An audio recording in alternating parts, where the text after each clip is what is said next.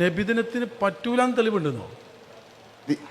ഹദീസുകളിൽ വ്യക്തമായ നെഹിയുണ്ട്. ഉസ്താദ് അങ്ങനെ ഹദീസ് ഇല്ലാന്ന് പറഞ്ഞ ഹദീസ് ഞാൻ ഇപ്പോൾ ഉദ്ധരിക്കും.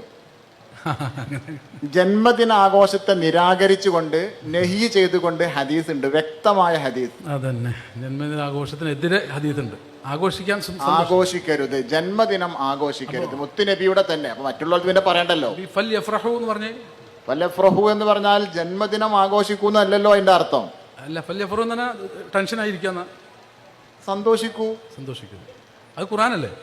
ജന്മദിനം ആഘോഷിക്കുമ്പോ അതൊരു ബിദഅത്താണല്ലോ എന്ന് മനസ്സിലാക്കിയിട്ട് അതിനെ എതിർത്തുകൊണ്ട് സന്തോഷിക്കൂ. അങ്ങനെ ജന്മദിനം ആഘോഷിക്കുക. അതിപ്പോ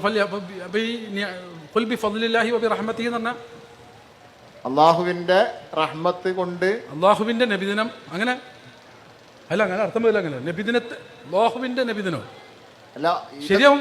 അല്ല, ഈ റഹ്മത്ത് ഫضല് എന്ന രണ്ടെണ്ണം കൊണ്ട് നിങ്ങൾ സന്തോഷിക്കുക. റഹ്മത്ത് കൊണ്ട് നിങ്ങൾ സന്തോഷിക്കുക. റഹ്മത്താണ് മുത്തുനബി സ്വല്ലല്ലാഹു അലൈഹി വസല്ലം, അതിൽ യാതൊരു തർക്കവുമില്ല. ആ മുത്തുനബിയെ കൊണ്ട് സന്തോഷിക്കുക.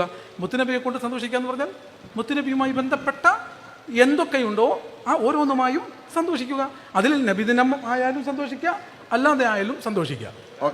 എതിർത്തുള്ള ഹദീസ് ഉസ്താദിന് വലിയ ഹദീസ് കേൾക്കാനുള്ള ബോധ്യമുണ്ടാണ്. അപ്പോ ഫൽയഫ്റഹു എന്ന് പറഞ്ഞ ആ ഫറഹിന്റെ ഉമൂമിൽ നിന്ന് ജന്മദിന ആഘോഷത്തെ ഒഴിവാക്കണം. കാരണം ഹദീസിൽ നഹി വന്നിട്ടുണ്ട്. എന്താണ് ആ നഹിയുടെ? നഹി സ്വഹീഹ് മുസ്ലിമിന്റെ വ്യക്തമായ ഹദീസിൽ കാണാം. തിങ്കളാഴ്ചത്തെ നോമ്പിനെ കുറിച്ച് മുത്തുനബിയോട് ചോദിക്കപ്പെട്ടു. അപ്പൊ അവിടെ നിന്ന് പറഞ്ഞു ഫീഹി വുലിത്തു. അപ്പൊ എന്താ കാരണം? ഞാൻ ജനിച്ചതിന്റെ പേരിൽ നിങ്ങൾ എന്താ ചെയ്യേണ്ടത്? ആഘോഷിക്കണം എന്നല്ല, ആഘോഷത്തിന്റെ നിരാകരണമായ നോമ്പാണ് നിങ്ങൾ ചെയ്യേണ്ടത്. അപ്പോ അൽ അംറു ബിശൈഇ നഹ്യുൻ അനിൽ ദിഹി. അപ്പൊ നോമ്പ് നോൽക്കൂ എന്നുള്ള കൽപ്പന അതിന്റെ ഓപ്പോസിറ്റ് കൊണ്ടുള്ള നഹിയാണ്. അപ്പോ ഒരിക്കലും നോമ്പും ആഘോഷവും ഒത്തുപോകില്ല. റബീഉൽ അവ്വൽ 12 അല്ല ഹദീസിലുള്ളത് അല്ലേ? ജന്മദിനം ആഘോഷിക്കരുത് എന്നാണ് ഹദീസിലുള്ളത്. റബീഉൽ അവ്വൽ 12 പറ്റി അല്ല ഹദീസിലുള്ളത്. റബീഉൽ അവ്വൽ 12 എന്നുള്ള പരാമർശം ഹദീസിലില്ല. പിന്നുള്ളത് തിങ്കളാഴ്ചയെ കുറിച്ചുണ്ട്. അത് നബിദിനവുമായിട്ട് ബന്ധപ്പെട്ടതാണ്. നബി ജനിച്ച ദിവസം, നബി സ്വല്ലല്ലാഹു അലൈഹി വസല്ലം ജനിച്ച ദിവസം എന്ന കാണല്ലോ. ഇവിടുത്തെ പ്രശ്നം ആഘോഷിക്കാൻ പാടില്ല എന്ന് ഇവിടുന്ന് കിട്ടി. ആഘോഷിക്കാൻ പാടില്ല എന്ന് കിട്ടിയത് നോമ്പ് നോൽക്കൂ എന്നുള്ള കൽപ്പന വന്നതുകൊണ്ട് എന്ന് പറഞ്ഞാല്. കാരണം നോമ്പ് നോറ്റ പിന്നെ എന്താ ആഘോഷം? ഫുഡ് അടിക്കാതെ എന്താ ആഘോഷം? അതാണ് ഈ വഹാബിസം. ഇവിടെയാണ് അതിന്റെ പ്രശ്നം. ഫുഡ് ഇങ്ങോട്ട് വന്നില്ലേ ഇവർക്കിന് ആഘോഷം ആവൂല. അതൊരു പോയിന്റാ. അല്ല, ഞാൻ ചോദിക്കുന്നത് ആബിദീങ്ങൾ അല്ല, അവിടെയാണ് വിഷയം കിടക്കുന്നത്. അതാണ്. എന്നിട്ട് നമ്മളെ മേത്തേക്ക് ഇടും. വിഷയം അതാണ് അതിന്റെ പോയിന്റ്. ഫുഡില്ലെങ്കിൽ പിന്നെ, അതായത് നോമ്പ് എന്ന് പറയുന്നത് ഭക്ഷണം ഒഴിവാക്കാൻ പറയലല്ലേ? ഭക്ഷണം കഴിക്കാതെ പിന്നെന്താ ആഘോഷം? അപ്പോൾ ആഘോഷം എന്ന് പറഞ്ഞാൽ ഭക്ഷണം കഴിച്ചുകൊണ്ടുള്ള മാത്രമാണ് എന്നർത്ഥം. അപ്പോൾ 24 മണിക്കൂറും ഒരാൾ സന്തോഷിക്കണമെങ്കിൽ കയ്യിൽ എന്തെങ്കിലും ഒരു കടലെങ്കിലും വേണ്ടി വരും. കാരണം സന്തോഷിക്കണം, അപ്പം തൊള്ളേക്കിടണം. കാരണം അങ്ങനെയുള്ള എന്തൊരു മസലായി പോയി. സന്തോഷം ഭക്ഷണം ഇല്ലെങ്കിൽ ഇല്ല. അപ്പം സന്തോഷം, ഒരു കുട്ടീനെ കാണുമ്പോൾ നമുക്ക് ഒരു മിനിറ്റ് സന്തോഷിക്കട്ടെ, അങ്ങനെയാണോ? അല്ല, അങ്ങനെ അല്ലല്ലോ. സന്തോഷിക്കണമെങ്കിൽ എന്താ ഈ പറഞ്ഞു?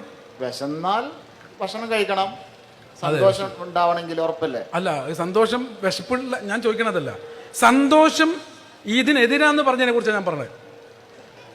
നോമ്പ് സന്തോഷ പ്രകടനത്തിന്റെ എതിരല്ലേ എന്ന് പറഞ്ഞാൽ? കാരണം നോമ്പാണെങ്കിൽ പിന്നെ എങ്ങനെ സന്തോഷിക്കും? ഭക്ഷണം വിശന്ന് കൊണ്ട് സന്തോഷ പ്രകടനം ഉണ്ടാവില്ലല്ലോ. അതുകൊണ്ടാണ് നോമ്പ് കൊണ്ടുള്ള കൽപ്പന ആഘോഷത്തെ കൊണ്ടുള്ള. പെരുന്നാളിന് നമ്മള് ആഘോഷമാണ്. ഫുഡ് നോമ്പ് അത് ഫുഡല്ലേ, കാര്യമായിട്ട് ഫുഡല്ലേ. പള്ളിയിലൊക്കെ ഫുഡാ, ഔത്തേ പള്ളികള് ഫുഡാ. പെരുന്നാളിന്റെ വളരെ പ്രധാനപ്പെട്ട ഒരു സംഭവം എന്ന് പറയുന്നത് ഭക്ഷണമാണ്. പെരുന്നാൾ അപ്പോൾ മിമ്പർമലൊക്കെ അല്ല, അത് പ്രധാനമാവൂലേ? ചിലവർക്ക് അത് പ്രധാനമാവില്ല. നമ്മളെന്ത് ചെയ്യണം?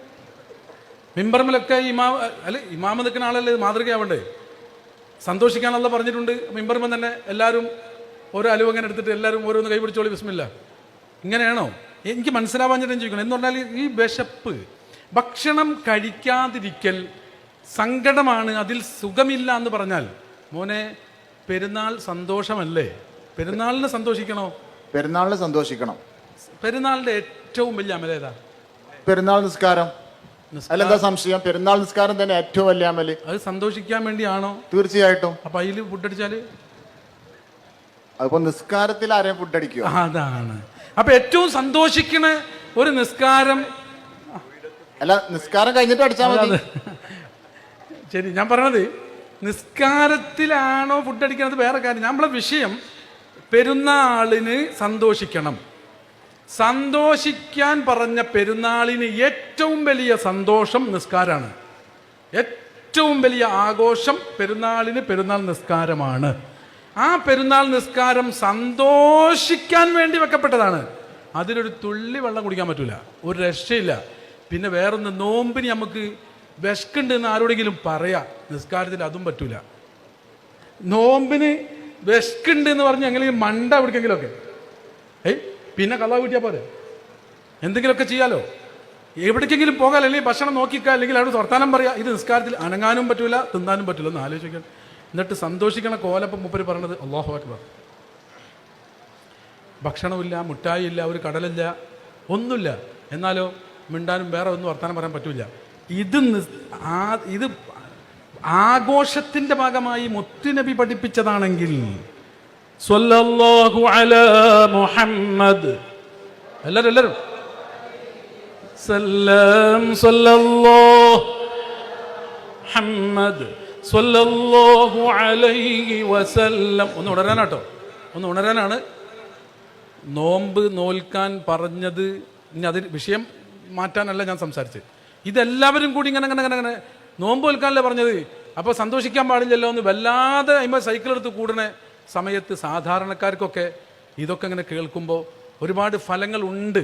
അതുകൊണ്ടാണ് ഇതേ ശൈലിയിൽ ഞാൻ പ്രതികരിച്ചത്. അത് നിങ്ങൾക്കൊക്കെ കിതാബൊന്നും ഇല്ലാതെ തന്നെ ഇത് മൗലിയാർ പറഞ്ഞത് ഏതായാലും അത് ശരിയാണ്. മിമ്പർമെന്നും ഔത്തപ്പള്ളിക്കൊന്നും ഏതായാലും ഫുഡ് അടിക്കൽ പെരുന്നാളിനില്ല. പക്ഷെ ഔത്തപ്പള്ളിയിൽ സന്തോഷമുണ്ട്, മിമ്പറുമ്മൽ സന്തോഷമുണ്ട്. കൈകെട്ടിയെന്നത് സന്തോഷത്തിൻ്റെ ഭാഗമാണ്. സന്തോഷിക്കുന്നത് തന്നെ നിസ്കരിക്കാൻ പള്ളിക്ക് പോയി എല്ലാവരും തക്ബീർ ചൊല്ലി നിസ്കരിച്ചിട്ടുമാണ് സന്തോഷിക്കുന്നതും. അപ്പോൾ സന്തോഷം ഒരു ഇബാദത്തുമായി കണക്ട് ചെയ്യുന്നു. ജുഇലത്ത് ഖുറത്തു ഐനി ഫി സ്വലാ, എനിക്ക് ഏറ്റവും സന്തോഷമുള്ളത് നിസ്കാരത്തിലാണെന്ന് മുത്തുനബി സ്വല്ലല്ലാഹു അലൈഹി വസല്ലം തങ്ങൾ പറയുന്നു. അപ്പോൾ സത്യത്തിൽ നോമ്പ് നോൽക്കാൻ ഞാൻ ജനിച്ച ദിവസം നിങ്ങൾ നോമ്പ് നോൽക്കണം എന്ന് പറഞ്ഞത് നോമ്പ് നോൽക്കണം, ടെൻഷൻ ആവണം എന്ന് പറഞ്ഞ പോലെ തോന്നിപ്പോവും. നോമ്പ് നോറ്റ് നിങ്ങൾ നന്ദി പ്രകടിപ്പിക്കണം എന്നാണ് ആ പറഞ്ഞത്. നോമ്പെന്ന് പറയുന്ന ഒരു ഇബാദത്ത് കൊണ്ട് പടച്ച റബ്ബിന് നിങ്ങൾ നന്ദി ചെയ്യണം. എന്തുകൊണ്ട്?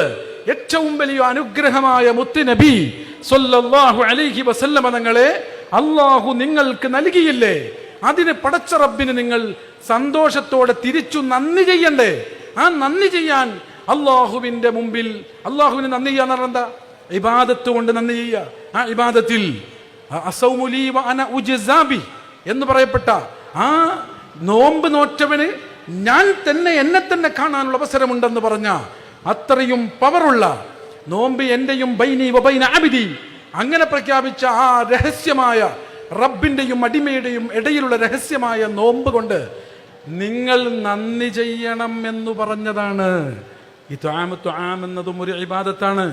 അതുകൊണ്ട് നന്ദി ചെയ്യാം, നിസ്കരിച്ചു നന്ദി ചെയ്യാം, നല്ല കാര്യങ്ങൾ ചെയ്ത് സ്വതക്ക ചെയ്ത് മദ്ഹ് പാടി നന്ദി ചെയ്യാം.